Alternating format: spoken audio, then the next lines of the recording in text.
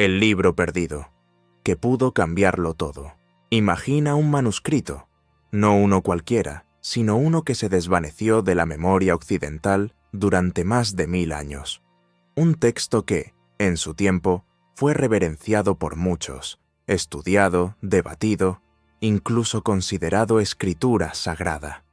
Un libro que circuló en los círculos donde nacieron algunas de las ideas más revolucionarias de la historia humana.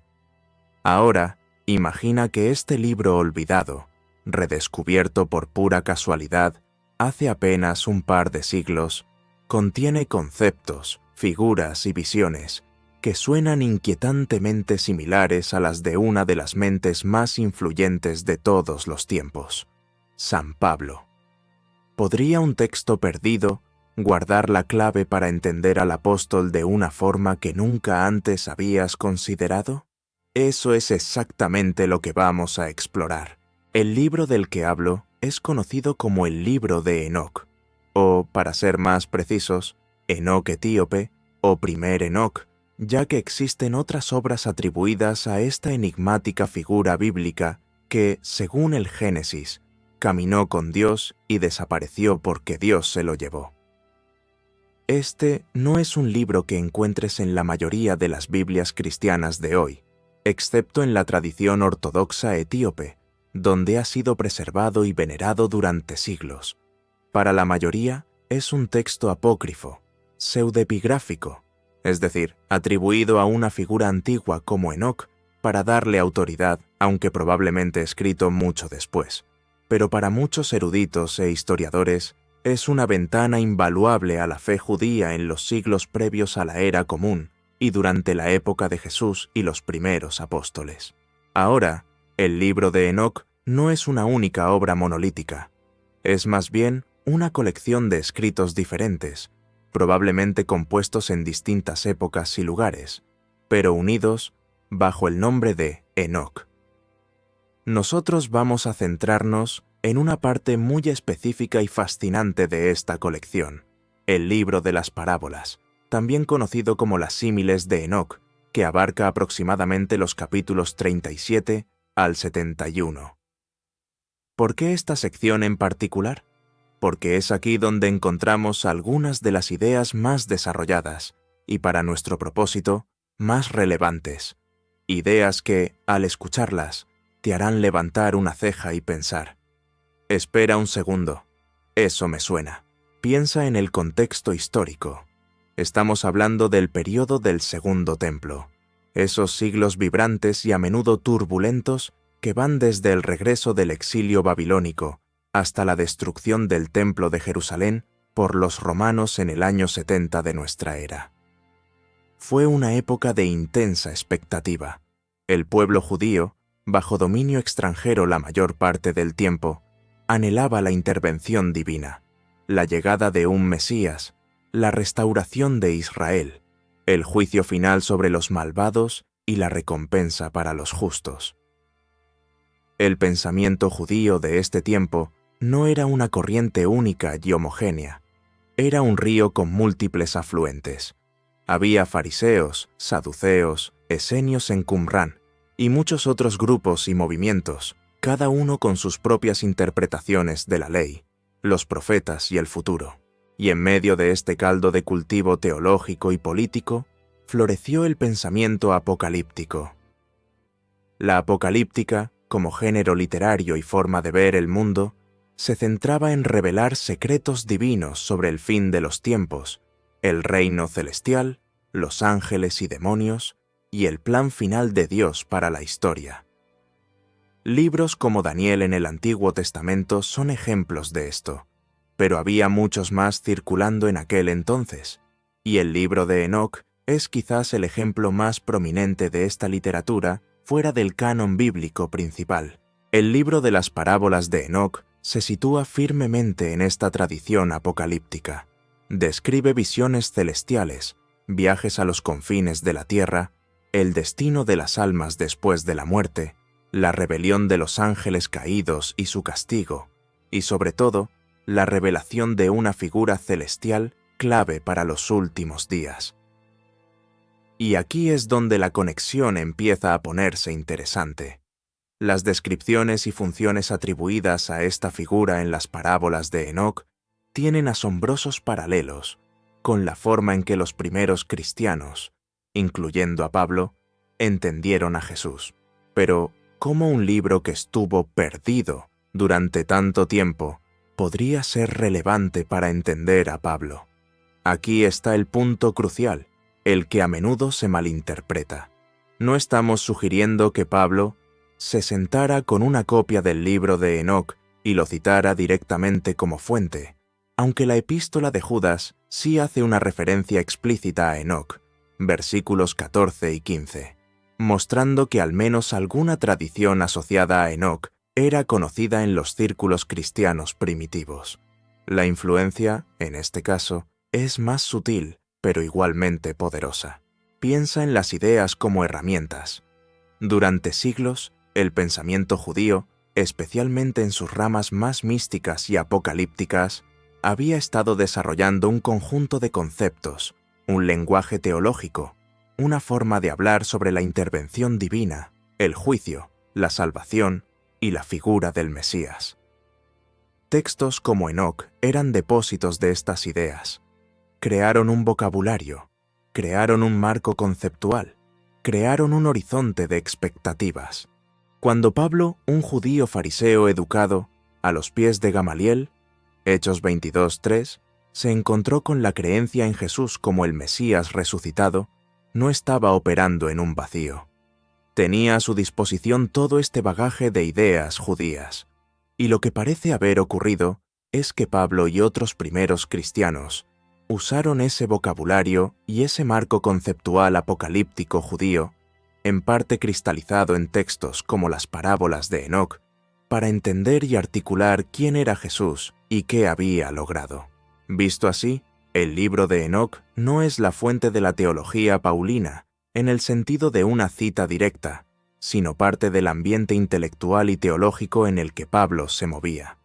Es como si para construir una casa, la teología paulina, Pablo usara ladrillos y herramientas, conceptos apocalípticos como el Hijo del Hombre Celestial, la resurrección en gloria, la lucha contra poderes cósmicos, que estaban disponibles en el almacén del pensamiento judío de la época, un almacén al que textos como Enoc nos dan acceso. El redescubrimiento del libro de Enoc en el siglo XVIII por el explorador escocés James Bruce, quien encontró copias en Etiopía, fue un momento pivotal. De repente, los eruditos occidentales tuvieron en sus manos un texto que había sido referenciado en los escritos de los padres de la Iglesia primitiva, pero que se creía perdido para siempre. Su estudio permitió vislumbrar la riqueza y diversidad del judaísmo del Segundo Templo y, crucialmente, proporcionó un contexto más amplio para muchas ideas que antes parecían únicas o completamente nuevas en el Nuevo Testamento. Este es el valor inmenso y a menudo pasado por alto del libro de las parábolas de Enoc. No es solo una curiosidad histórica o religiosa, es una pieza clave del rompecabezas que nos ayuda a reconstruir el mundo mental y espiritual en el que se formó el cristianismo primitivo. Ignorar libros como este es como tratar de entender a Shakespeare sin conocer el inglés isabelino, o comprender el rock and roll sin escuchar el blues. Te pierdes la genealogía, el contexto, la profundidad de las influencias. Y para entender a San Pablo, para comprender verdaderamente la magnitud de su pensamiento y el alcance de sus cartas, necesitamos abrirnos a la posibilidad de que estuviera dialogando, consciente o inconscientemente, con ideas plasmadas en textos como este. Necesitamos ver su teología no como un evento aislado surgido de la nada, sino como la cumbre de un proceso de pensamiento que tiene raíces profundas en la tierra fértil del judaísmo apocalíptico. Lo que el libro de las parábolas nos ofrece, en esencia, es una previsualización de ciertos conceptos que encontramos plenamente desarrollados en las cartas de Pablo. Es un mapa del terreno teológico que Pablo habitó, y al explorar este terreno, comenzaremos a ver las palabras de Pablo bajo una luz completamente nueva. Empezaremos a notar resonancias, ecos, paralelos conceptuales que antes nos pasaban desapercibidos. Capítulos, vamos a sumergirnos en el corazón de las parábolas de Enoc.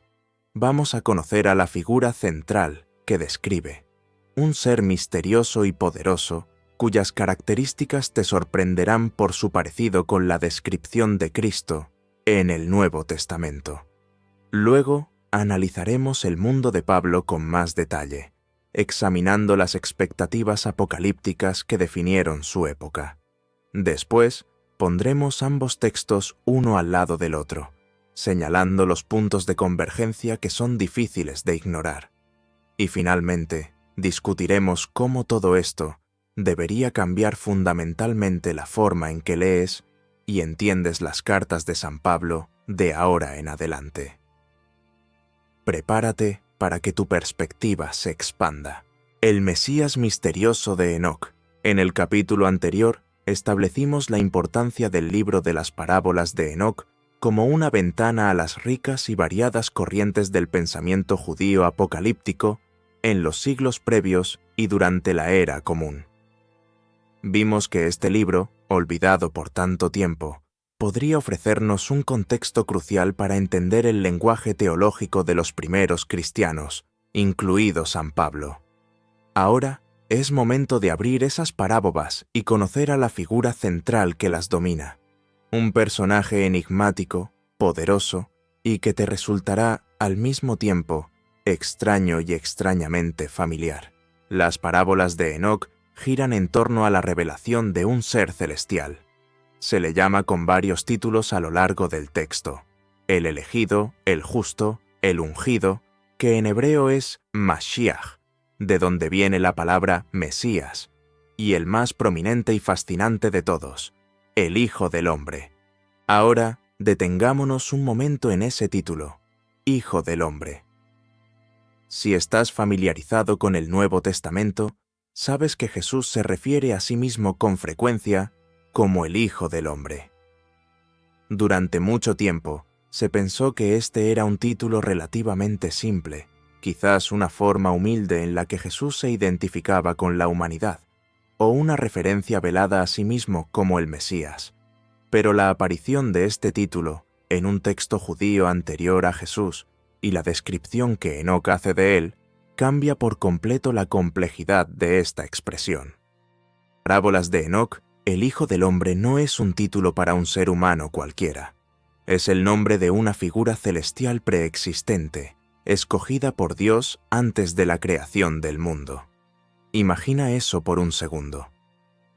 Dentro del estricto monoteísmo judío, la idea de un ser, distinto de Dios, pero íntimamente ligado a él, que ya existía en la esfera divina antes de que el cosmos fuera desplegado, es algo realmente excepcional.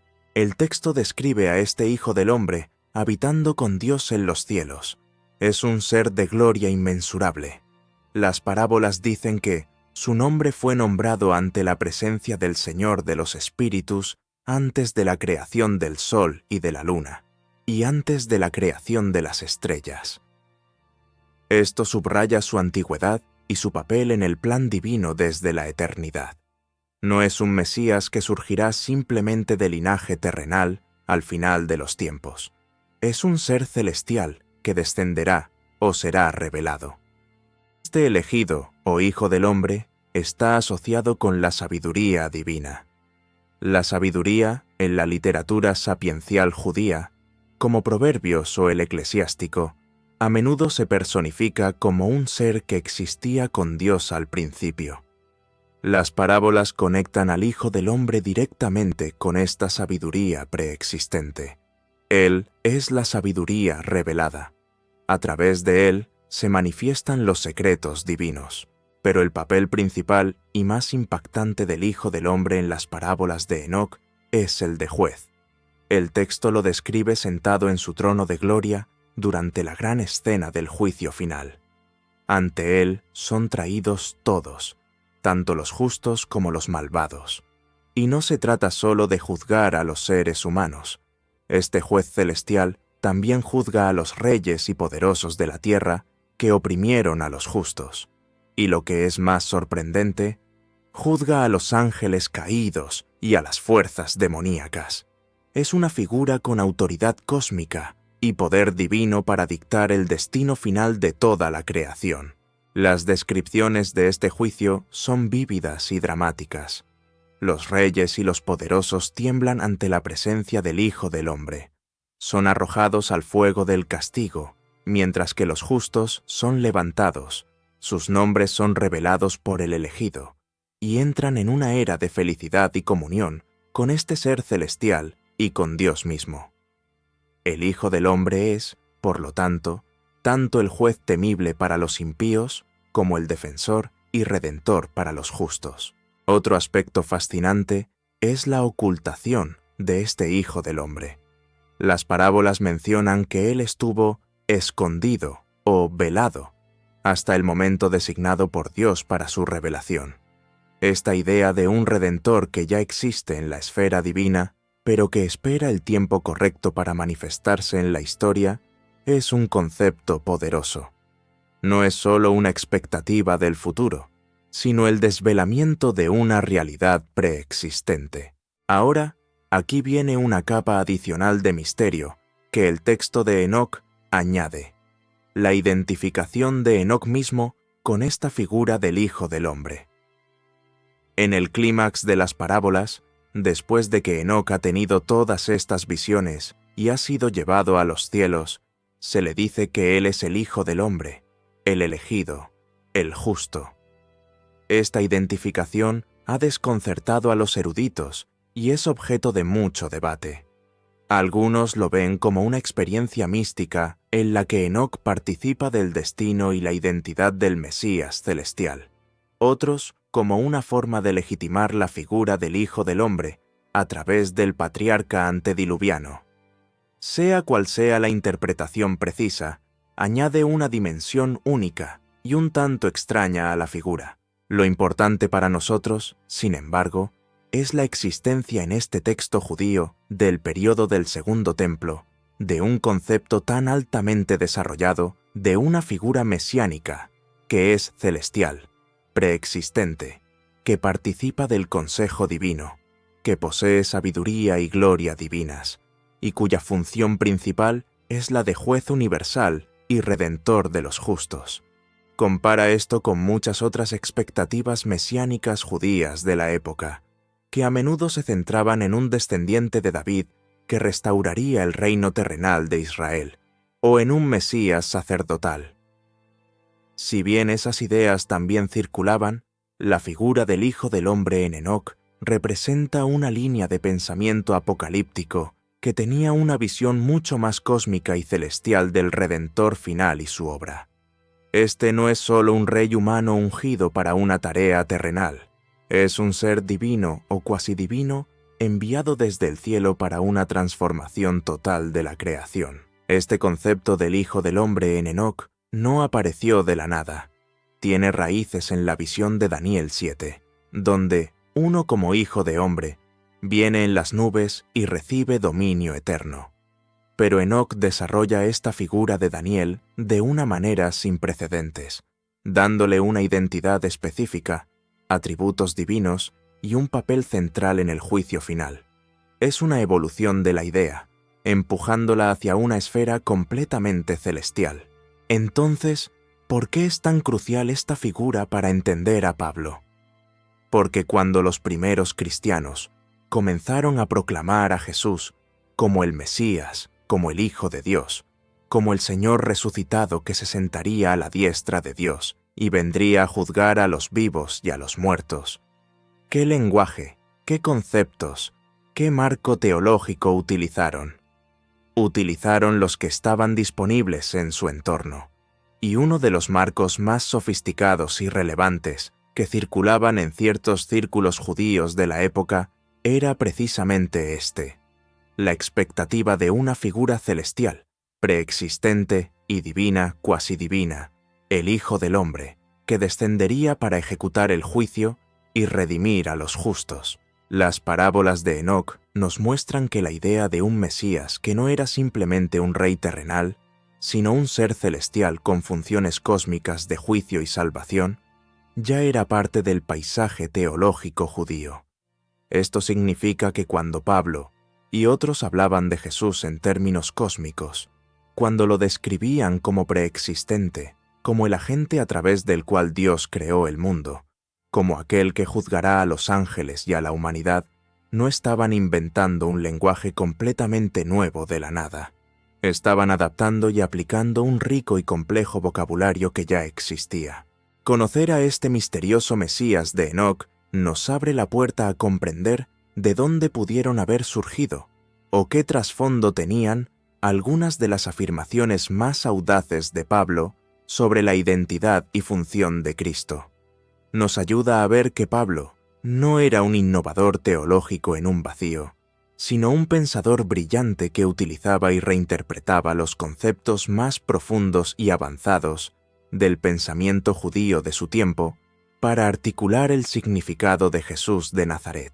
Ahora que hemos echado un vistazo a la figura central de las parábolas de Enoc, en el próximo capítulo nos sumergiremos de lleno en el mundo en el que vivió Pablo. Exploraremos ese vibrante entorno judío del Segundo Templo, lleno de expectativas mesiánicas y apocalípticas, para ver cuán fértil era el suelo para que florecieran ideas como las que acabamos de describir, y cómo todo esto preparó el escenario para la aparición de la fe cristiana. El mundo de Pablo. Semillas apocalípticas. Ya hemos desenterrado un tesoro literario olvidado, el libro de las parábolas de Enoc, y hemos conocido a la figura central que presenta, el Mesías celestial, preexistente y juez, el Hijo del Hombre. Una figura con atributos y roles que resonarán fuertemente con descripciones posteriores de Cristo. Pero antes de saltar a comparar directamente a Enoc con Pablo, es absolutamente crucial que entendamos el terreno en el que Pablo se movía, el aire que respiraba, el idioma teológico que hablaba. Porque, seamos honestos, a veces pensamos en Pablo como si sus ideas surgieran completamente formadas de su experiencia en el camino a Damasco, como si fuera un pensador aislado en su tiempo. Pero nada más lejos de la realidad. Pablo fue, en muchos sentidos, un producto de su entorno, el vibrante, complejo y a menudo intensamente apocalíptico mundo del judaísmo del Segundo Templo. Piensa en Pablo antes de ser el apóstol a los gentiles. Era Saulo de Tarso, un judío celoso, fariseo, educado en Jerusalén por uno de los maestros más respetados de la época, Gamaliel. Esto no es un detalle menor. Ser fariseo significaba estar profundamente comprometido con la Torá, no solo en su forma escrita, sino también con la tradición oral que la interpretaba y la aplicaba a la vida diaria. Los fariseos representaban una corriente principal del pensamiento judío que ponía gran énfasis en la santidad personal, la piedad, el estudio de la ley y la esperanza en la resurrección de los justos y la llegada de la era mesiánica. El judaísmo de la época era un espectro amplio y diverso. Había saduceos, que en su mayoría pertenecían a la aristocracia sacerdotal, más conservadores teológicamente, que rechazaban ideas como la resurrección o los ángeles en la forma en que otros las entendían. Había grupos como los esenios, conocidos a través de los rollos del Mar Muerto, que vivían en comunidades separadas, creyendo que el templo y el liderazgo sacerdotal estaban corrompidos, y que el fin de los tiempos estaba inminentemente cerca. Y había muchos otros movimientos, profetas laicos, visionarios, mesías potenciales, todos compitiendo por la atención y la lealtad del pueblo. En medio de toda esta diversidad, una corriente de pensamiento que ganaba fuerza era, como mencionamos antes, el apocalipticismo. No era necesariamente una secta o un grupo específico, sino más bien una forma de ver la realidad, una lente a través de la cual se interpretaba la historia presente y se vislumbraba el futuro. ¿Por qué era tan prominente esta forma de pensar? Bueno, vivir bajo el dominio de imperios extranjeros sucesivos, persas, griegos y ahora los romanos, creaba una sensación de desesperanza en cuanto a la posibilidad de liberación a través de medios puramente humanos o políticos. La injusticia parecía triunfar. La opresión era palpable. En este contexto, muchos judíos miraban hacia el cielo en busca de la intervención divina. Creían que Dios tenía un plan secreto para poner fin a este presente siglo malo e inaugurar una era venidera de justicia, paz y gobierno divino. Las semillas de este pensamiento apocalíptico estaban esparcidas por todo el paisaje intelectual judío. Se encontraban en las profecías de la Biblia hebrea, especialmente en textos como Isaías 24 al 27, Ezequiel 38 y 39, Zacarías y, sobre todo, el libro de Daniel. Estos textos hablaban de tiempos finales, de conflictos cósmicos, de juicio divino, de resurrección. Pero en los siglos inmediatamente anteriores y posteriores al cambio de era, estas ideas se desarrollaron y expandieron en una literatura apocalíptica mucho más detallada y elaborada. Libros como Jubileos, los testamentos de los 12 patriarcas, Segundo Esdras y, por supuesto, el libro de Enoc, profundizaban en temas como: primero, la estructura del tiempo en dos eras: la era actual, dominada por el pecado, el sufrimiento y las fuerzas del mal, y la era venidera, el reino de Dios, caracterizada por la justicia, la alegría y la presencia divina plena. La transición entre estas dos eras sería cataclísmica, marcada por un gran juicio. Segundo, la inminencia de esta transición. Aunque los textos podían tener diferentes calendarios o tiempos, el sentimiento general era que el fin estaba cerca. El reloj de Dios estaba marcando la hora final, y los creyentes debían estar preparados. Tercero, el juicio final. Una convicción central era que Dios intervendría para juzgar a toda la creación. Los malvados, tanto humanos como sobrenaturales, ángeles caídos, serían castigados, mientras que los justos serían vindicados y recompensados. Este juicio a menudo se describía con imágenes poderosas y aterradoras. Cuarto, la resurrección de los muertos. La creencia en que los justos que habían muerto se levantarían para participar de la era venidera era una esperanza fundamental para muchos. Algunos textos, como Daniel 12, 2, mencionan la resurrección para vida eterna o para vergüenza y desprecio eternos, sugiriendo que también los malvados podrían ser resucitados para el juicio. Quinto, la lucha cósmica. El mundo no se veía simplemente como un escenario político, se percibía como un campo de batalla espiritual, donde fuerzas celestiales y demoníacas, principados, potestades, dominios, como los llamaría Pablo, estaban en conflicto, influyendo en los eventos terrenales. El mal tenía una dimensión cósmica, encarnada en Satanás y sus huestes. La llegada de figuras escatológicas. Además de la intervención directa de Dios, se esperaba la aparición de un Mesías, un ungido por Dios, que sería el agente de su redención y juicio. Como vimos en Enoc, la naturaleza de esta figura podía variar. Un rey davídico terrenal, un sumo sacerdote restaurado, o, como en Enoc, un ser celestial y preexistente. Ahora, volvamos a Pablo. Cuando Saulo, el fariseo celoso, experimenta la aparición de Jesús glorificado en el camino a Damasco, ¿cómo procesa esa experiencia? ¿Con qué categorías teológicas cuenta para entender que Jesús, a quien él percibía como un criminal ejecutado, maldito según la ley, Gálatas 3, 13, es en realidad el Mesías vivo, sentado a la diestra de Dios? Utiliza las categorías de su mundo apocalíptico judío. La idea de que el Mesías pudiera sufrir y morir era una piedra de tropiezo para muchos judíos, pero la idea de que un justo pudiera ser vindicado y elevado por Dios en la resurrección encajaba dentro del marco apocalíptico de la vindicación de los justos al final de los tiempos. y la aparición de Jesús desde el cielo, en gloria, como un ser celestial, eso encajaba perfectamente con la expectativa de una figura escatológica que vendría del reino divino. Pablo no inventó los conceptos de resurrección de los muertos, juicio final, la existencia de poderes demoníacos o la venida de una figura gloriosa del cielo. Estas ideas eran semillas que ya estaban en el suelo del pensamiento judío de su época, semillas que se habían desarrollado en la literatura apocalíptica.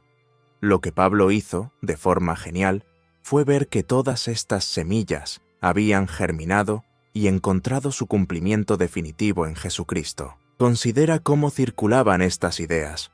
No era solo a través de la lectura de textos canónicos. Las sinagogas eran centros de estudio y debate, donde se leían y discutían las escrituras y las tradiciones orales. Los maestros como Gamaliel transmitían conocimientos que incluían la interpretación de profecías y las esperanzas escatológicas. Aunque el libro de Enoc no fuera leído en todas las sinagogas o aceptado por todos, los conceptos que presenta, el Hijo del Hombre Celestial, el juicio sobre ángeles y reyes, la resurrección en gloria, eran parte de la conversación teológica más amplia en ciertos círculos. Los descubrimientos de Qumrán, donde se encontraron copias de Enoc, demuestran que estos textos eran leídos y estudiados por al menos algunas comunidades judías significativas en esa época. Es altamente probable que un fariseo educado y apasionado como Pablo estuviera al tanto de estas diversas corrientes del pensamiento judío, incluidas las apocalípticas. Puede que no hubiera estudiado el libro de las parábolas de Enoc específicamente, aunque no podemos descartarlo por completo. Pero sin duda estaba familiarizado con el tipo de ideas que este libro representa. El vocabulario del apocalipticismo judío era su lenguaje teológico nativo.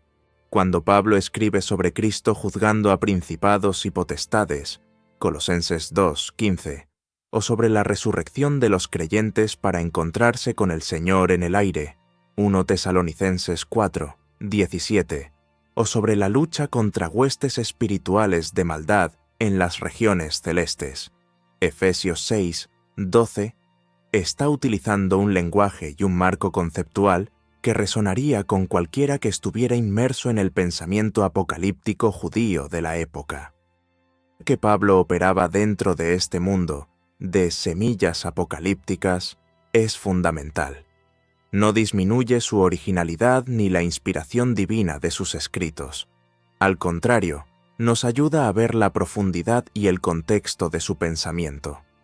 Nos muestra que su teología no era una construcción abstracta, sino una respuesta profunda y arraigada a la experiencia de Cristo, utilizando las categorías teológicas más avanzadas y relevantes disponibles en su rica tradición judía. Habiendo explorado el misterioso Mesías de Enoc y el contexto apocalíptico en el que Pablo vivió, estamos ahora en posición de trazar las líneas. En el próximo capítulo vamos a poner ambos elementos uno junto al otro. Señalaremos los asombrosos puntos de convergencia, los ecos de Enoc que parecen resonar en las cartas de Pablo. Prepárate, porque algunas de estas similitudes te dejarán pensando. Hemos explorado el libro y su misterioso personaje, y hemos analizado el contexto apocalíptico en el que Pablo se desarrolló. Ahora es el momento de conectar los puntos, de tender el puente entre el antiguo libro de las parábolas de Enoc y las influyentes cartas de San Pablo. Y honestamente, los ecos son inconfundibles. No se trata de buscar una palabra o frase idéntica, sino de identificar patrones conceptuales, estructuras teológicas y descripciones de figuras y eventos que resuenan con una similitud que es, como mínimo, sorprendente. Como dijimos, la mayoría de los eruditos no sugieren que Pablo tuviera una copia de las parábolas de Enoc sobre su escritorio y estuviera citándola. La influencia aquí es más profunda y sutil. Es la influencia del lenguaje compartido, del marco teológico preexistente. Es como dos arquitectos que, trabajando en la misma época y en la misma cultura, utilizan los mismos materiales de construcción y los mismos estilos arquitectónicos para crear edificios diferentes, pero con claras similitudes estructurales y estéticas. El hecho de que la epístola de Judas en el Nuevo Testamento cite explícitamente una profecía del libro de Enoc, aunque no de la sección de las parábolas, sino del capítulo 1, verso 9, demuestra, sin embargo, que las tradiciones asociadas a Enoc eran conocidas y, en algunos casos, valoradas y consideradas proféticas dentro del cristianismo primitivo. Esto abre la puerta a la posibilidad de que las ideas de las parábolas también fueran parte del paisaje intelectual con el que interactuaba la Iglesia naciente. Veamos las similitudes punto por punto. El paralelismo más llamativo se encuentra en la figura central, el Hijo del Hombre de Enoc y la descripción de Cristo en las cartas de Pablo. Recordamos que el Hijo del Hombre en las parábolas es un ser celestial, preexistente. Su nombre fue nombrado antes de la creación, escogido por Dios antes del tiempo, que reside en gloria con el Señor de los Espíritus, y cuya función principal es la de juez universal y redentor de los justos. Ahora, escucha cómo Pablo describe a Cristo. Pablo habla de la preexistencia de Cristo. En Colosenses capítulo 1, versos 15 al 17, dice de Cristo: Él es la imagen del Dios invisible, el primogénito de toda creación, porque en Él fueron creadas todas las cosas. Todo fue creado por medio de Él y para Él. Y Él es antes de todas las cosas, y en Él todas las cosas subsisten. Esta descripción de Cristo como el agente a través del cual Dios creó el cosmos y su existencia antes de todas las cosas es un concepto sorprendentemente elevado que encuentra un paralelo conceptual en la idea enócica de una figura celestial preexistente y ligada a la sabiduría divina desde antes de la creación. Ambos textos presentan a una figura central que está íntimamente ligada a la esfera divina y al trono de gloria. En Enoc, el Hijo del Hombre se sienta en su trono de gloria para juzgar. Pablo describe a Cristo siendo elevado por Dios y sentado a su diestra en los lugares celestiales. Efesios capítulo 1, verso 20. Colosenses capítulo 3, verso 1. Esta entronización celestial es un elemento clave en la exaltación de la figura mesiánica en ambos contextos. La función de juez es primordial, tanto para el Hijo del Hombre en Enoc como para Cristo en Pablo. Las parábolas detallan al Hijo del Hombre juzgando a reyes, poderosos y ángeles caídos. Pablo habla repetidamente de Cristo como el juez final. En Romanos capítulo 2, verso 16, menciona el día en que Dios juzgará por medio de Jesucristo los secretos de los hombres. En 2 Corintios capítulo 5, verso 10, dice: Es necesario que todos nosotros comparezcamos ante el tribunal de Cristo, para que cada uno reciba según lo que haya hecho. Pablo incluso sugiere que los creyentes, unidos a Cristo, juzgarán al mundo e incluso a los ángeles. 1 Corintios capítulo 6, versos 2 y 3. Esta idea de que la figura mesiánica es el agente del juicio divino universal, incluyendo a seres celestiales, es un eco poderoso entre Enoc y Pablo. Además, ambos textos vinculan a esta figura con la revelación divina y la sabiduría. Como mencionamos, el Hijo del Hombre en Enoc es la manifestación de la sabiduría divina oculta. Pablo, por su parte, identifica a Cristo como la sabiduría de Dios. 1 Corintios capítulo 1, verso 24, verso 30. La idea de que el Mesías es la personificación o la fuente principal de la revelación y la sabiduría divinas parece ser un concepto compartido. Otro punto de convergencia clave es la escatología, es decir, la enseñanza sobre los últimos tiempos y el fin. Ambos textos describen un juicio final definitivo que separa a los justos de los impíos. Ambos hablan de la resurrección de los muertos para recibir su destino final. Las parábolas de Enoc describen a los justos, resucitando para una era de bienaventuranza y gloria bajo el reinado del Hijo del Hombre. Pablo dedica un capítulo entero, 1 Corintios capítulo 15, a la resurrección. Habla de la resurrección de Cristo como las primicias y luego la resurrección de los que son de Cristo en su venida. Describe cómo el cuerpo resucitado será transformado de corruptible a incorruptible, de mortal a inmortal, de débil a poderoso, de natural a espiritual. 1 Corintios capítulo 15, versos 42 al 49. Aunque los detalles específicos puedan variar, la idea de una resurrección física pero transformada para entrar en un estado glorioso y eterno, que es fundamental para la esperanza apocalíptica judía, es compartida y elaborada por Pablo. La llegada de la figura mesiánica marca la culminación de estos eventos escatológicos en ambos textos. En Enoc, la revelación del Hijo del Hombre precipita el juicio. En Pablo, la venida del Señor, la parusía, es el momento en que los muertos resucitan y los vivos son transformados para encontrarse con Él en el aire. 1 Tesalonicenses capítulo 4, versos 15 al 17. Seguido por la derrota final de todo enemigo, incluyendo la muerte. 1 Corintios capítulo 15, versos 24 al 28. La secuencia de un Mesías celestial viniendo en gloria, la resurrección de los justos y el juicio final es un patrón que se encuentra en ambos. Consideremos también el tema del conflicto cósmico. Como vimos, el pensamiento apocalíptico judío, incluido Enoc, veía el mundo bajo la influencia de fuerzas malignas sobrenaturales, ángeles caídos, demonios. El juicio del Hijo del Hombre en Enoc incluye el castigo de estos seres. Pablo también sitúa la lucha espiritual en una dimensión cósmica.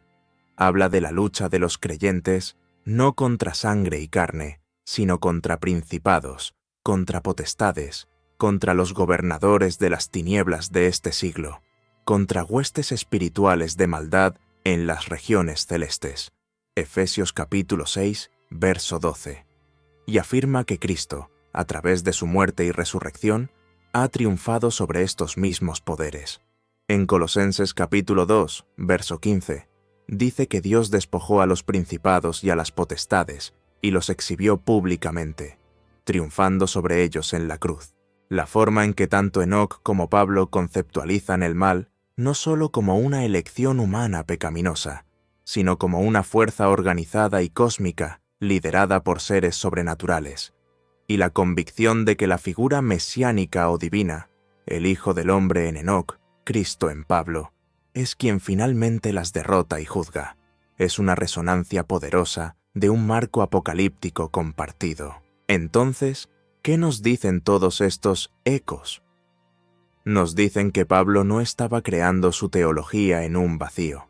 Estaba utilizando categorías, conceptos y expectativas que estaban presentes en el judaísmo de su tiempo, particularmente en sus corrientes apocalípticas.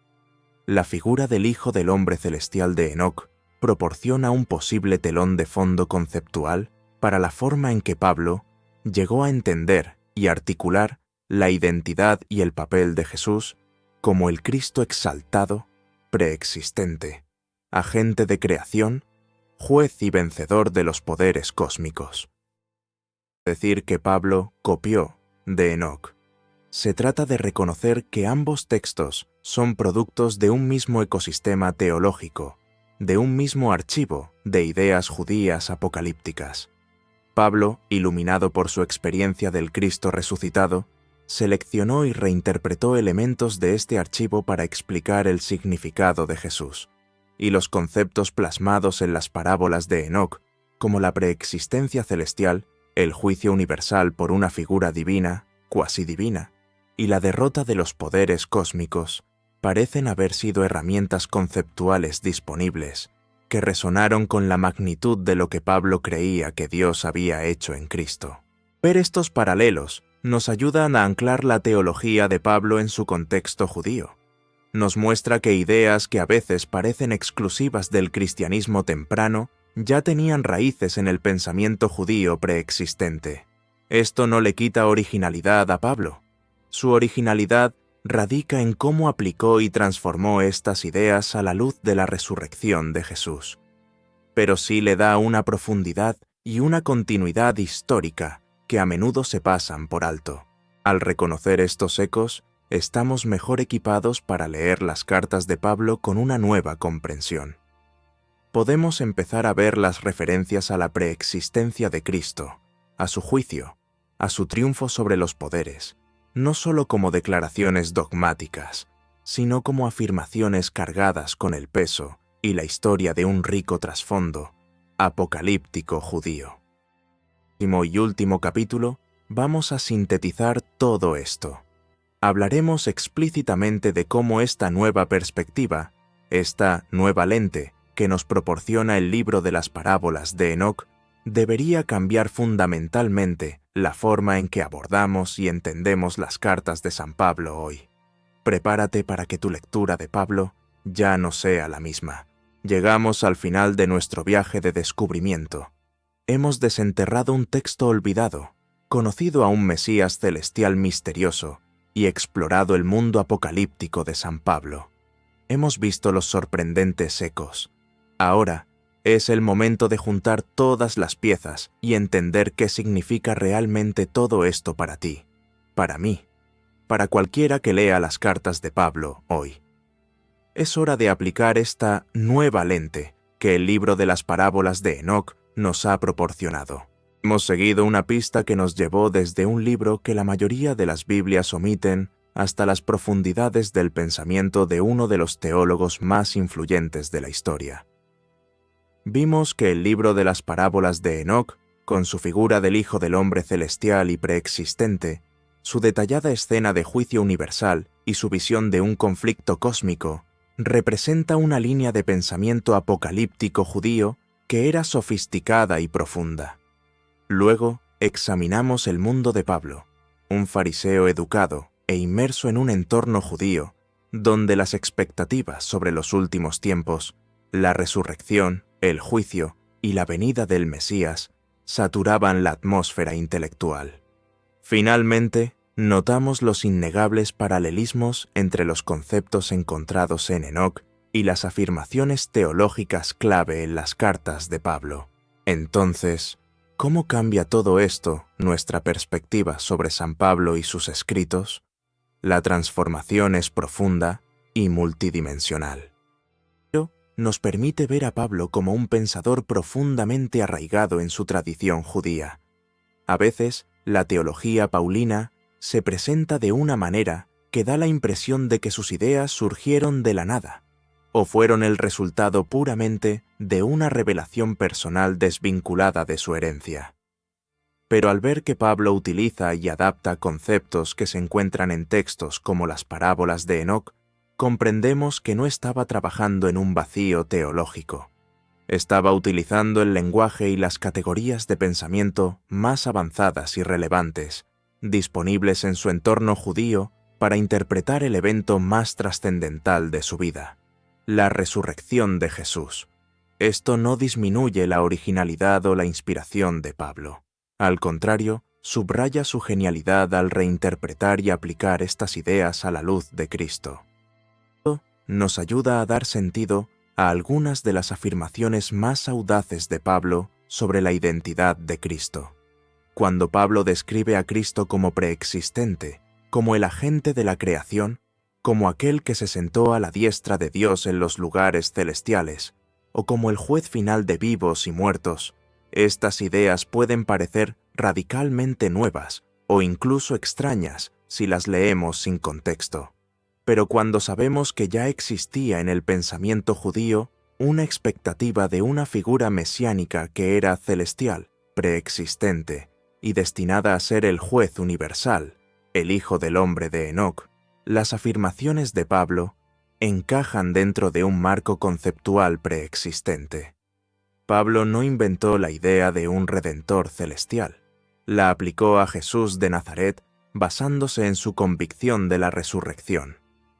Esto habría hecho que sus afirmaciones fueran, al menos en parte, inteligibles para aquellos de sus oyentes que estaban familiarizados con este tipo de pensamiento apocalíptico.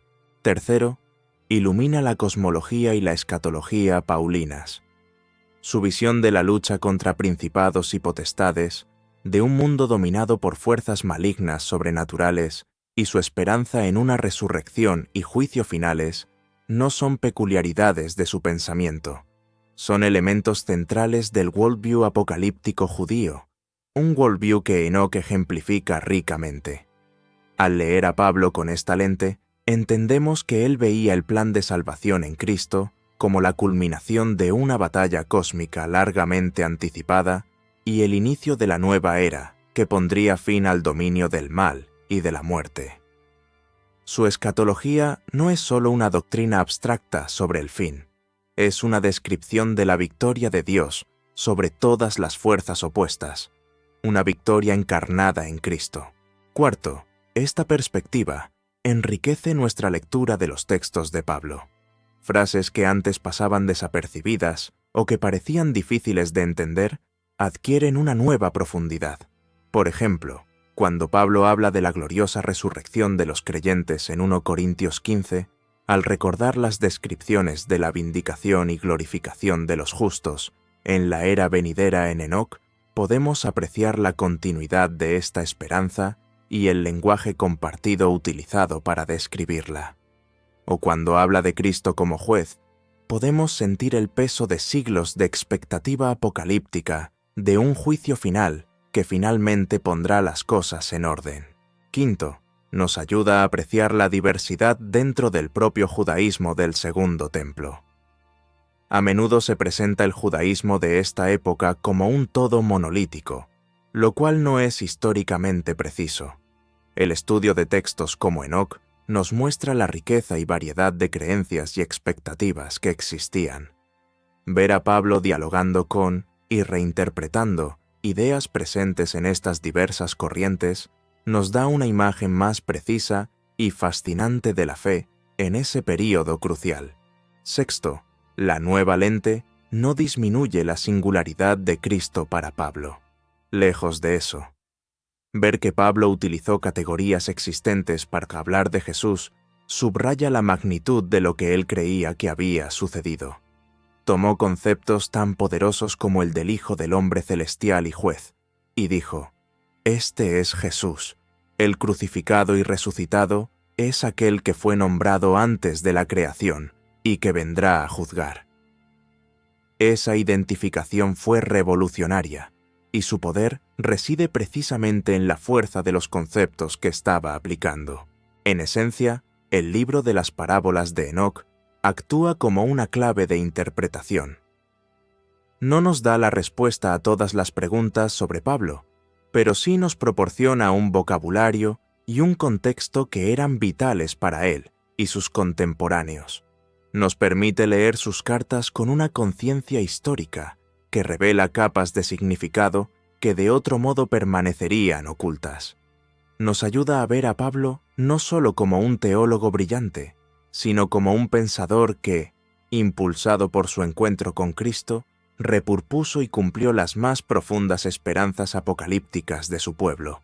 La recompensa final de este viaje es, entonces, una comprensión más rica, profunda y contextualizada de las cartas de San Pablo. Ya no lo leerás de la misma manera.